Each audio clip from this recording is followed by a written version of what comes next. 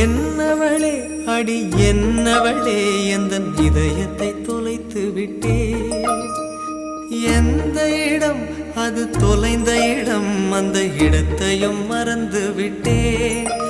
உந்தன் கால் கொலுசில் அது தொலைந்ததென்று உந்தன் காலடி தேடி வந்தேன். காதல் என்றால் பெரும் அவஸ்தை என்று உன்னை கண்டதும் கண்டு கொண்டேன்.